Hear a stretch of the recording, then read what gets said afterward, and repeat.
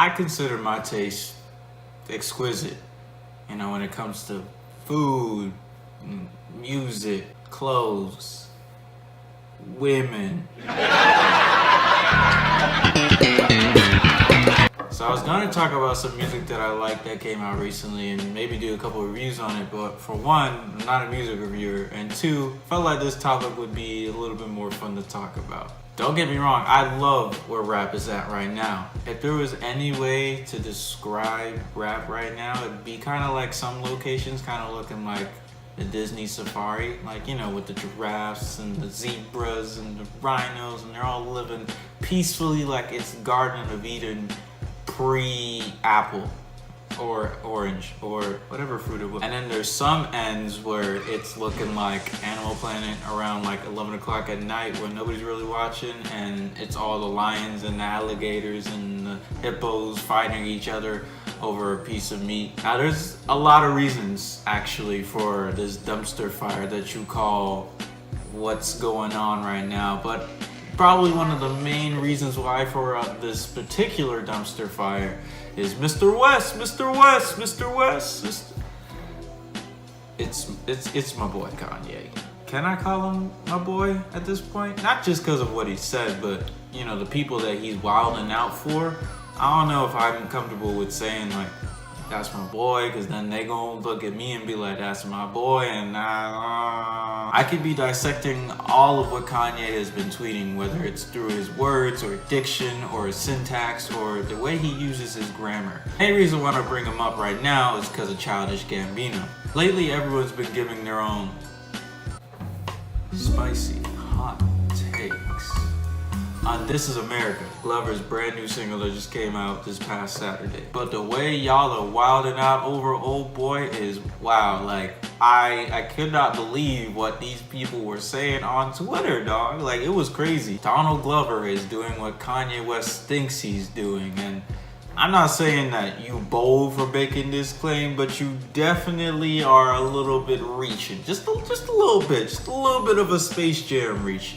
But I just feel like the comparison between these two artists is it's not necessarily apples and bananas, where it's like two parallel different object things, kind of like a J. Cole and a Young Thug. Their careers kind of have like a perpendicular trajectory. So like a J. Cole and like a Meek Mill, you wouldn't really put them in a conversation together, not because they're bad rappers individually, but just because they're not necessarily the type of rapper that you put up against and compare, like apples and pears.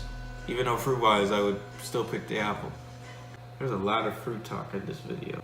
And even though This Is America is an amazing track to me, and I think the video is probably easily one of the best of the year, it's not like Childish Gambino has been everybody's woke king from the jump. It's not even like he's trying to be everybody's woke king right now. I can name like a bunch of artists out of Atlanta right now that have a lot more quote-unquote woke music than he does.